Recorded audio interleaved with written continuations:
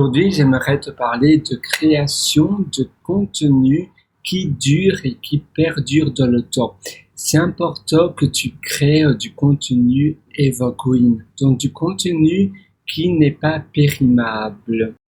Contenu périmable, c'est du contenu, par exemple, technologique. Ça veut dire qu'on parle de technologie, on parle de logiciels, on parle de langage, de programmation, on parle de société peut-être numérique. Eh bien, elles vont faire qu'un temps.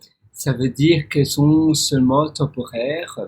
Et comme toute société numérique et comme toute société tout court, tout simplement, et comme toute technologie informatique, elles sont là pour évoluer et elles vont pas rester avec le même nom. Elles vont pas, les technologies aussi ne vont pas toujours rester les mêmes parce que tout évolue pour le bien de l'humanité évidemment, mais parfois c'est aussi pour d'autres changements.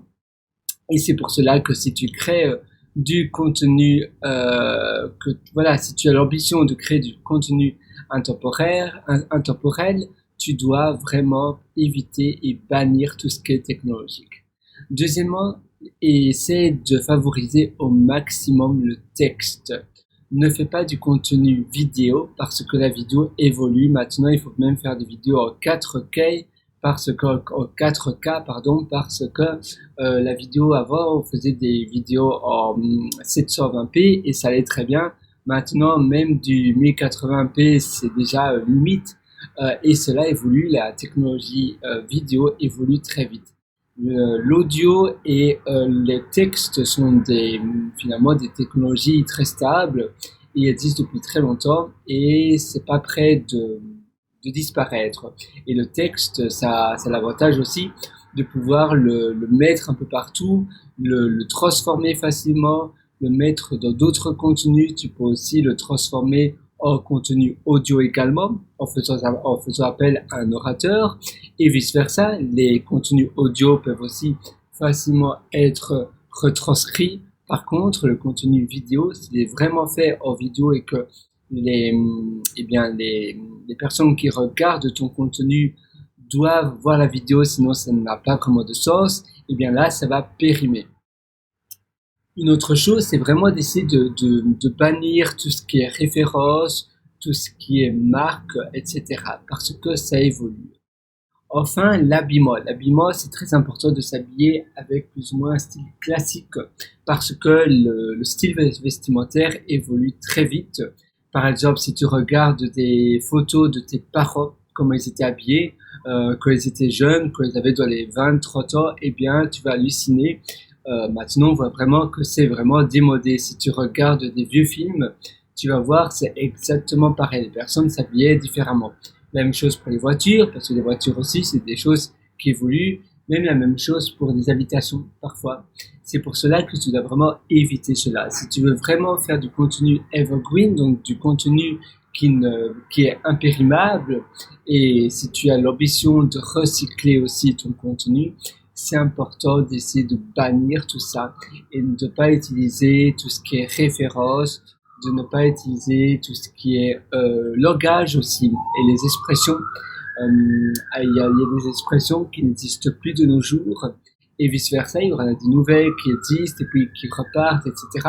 C'est pour cela que c'est vraiment important d'essayer de, même pas essayer, mais de ne pas du tout faire appel aux références.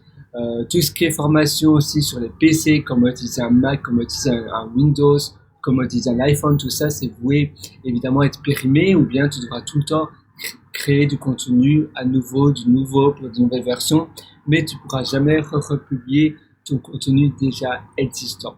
Même chose pour les livres, si tu veux publier un livre d'information, tu dois vraiment donner aucune référence le plus possible, vraiment aucune référence de livres, de choses, de chansons même, parce que tout ça, eh bien, après, la nouvelle génération ne connaîtront plus ces références-là.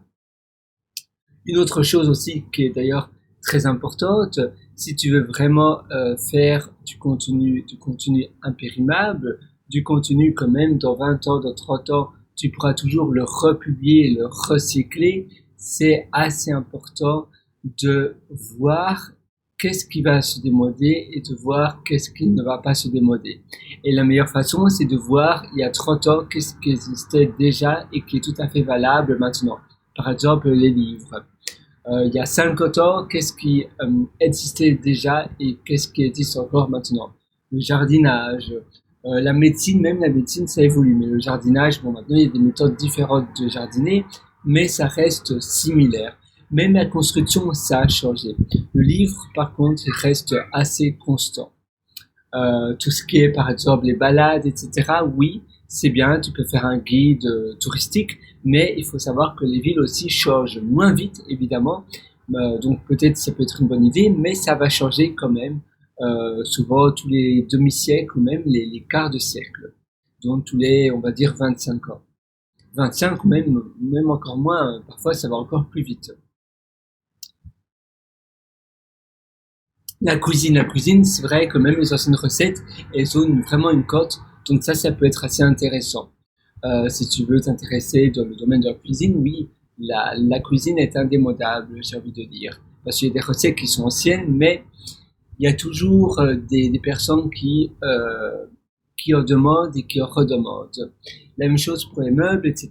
Parfois, ça vieillit, les beaux meubles, quand ça vieillit, ça prend de sa valeur. Et toi, tu dois aussi essayer de viser cela, de viser sur les choses qui vont prendre de leur valeur avec le temps. Tout ce qui va prendre de sa valeur, c'est vraiment la chose la plus importante et c'est vraiment de viser dessus. Toutes les choses qui dans 10 ans, dans 20 ans, dans 30 ans auront une valeur fois 10, fois 20, fois 50, ça c'est très bien. Mais comme on en parlait, parfois il y a vraiment des choses à la mode comme les NFT, les crypto-monnaies, etc.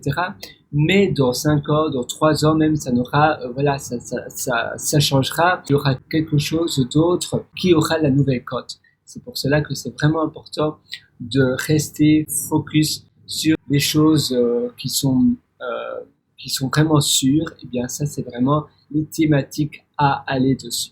Alors là, je suis sur mon site pierrewriter.com et si tu vois, c'est dans le dernier article, je pense, sur le recyclage sur 6. Ça doit être ici quelque part sur 7 articles, voilà, sur 8. Recycler son business. Et là, justement, j'explique aussi comment tu peux concevoir du contenu impérissable et modifiable. L'audio, contenu numéro 2, bien sûr, le texte, c'est vraiment le contenu numéro 1 pour recycler, pour du contenu très malléable. Il est très flexible en fait, le texte, tu peux le remettre dans des fichiers différents, tu peux le publier sous plein d'autres formes, il est vraiment très bien. Vidéo, c'est un peu plus compliqué. En petite partie, oui, ainsi c'est plus simple pour republier, pour repackager, etc. Intro sous différents modules. Ainsi, tu peux faire d'autres formations basées sur d'anciennes vidéos avec l'audio. Ne pas citer les noms de plateformes et de sociétés, bien évidemment. Redonner parce que, évidemment, les sociétés, les noms de plateformes, ils changent avec le temps. Redonner via sa création, l'expression intemporelle. Votre ligne éditoriale, ça aussi c'est très important d'avoir une ligne éditoriale.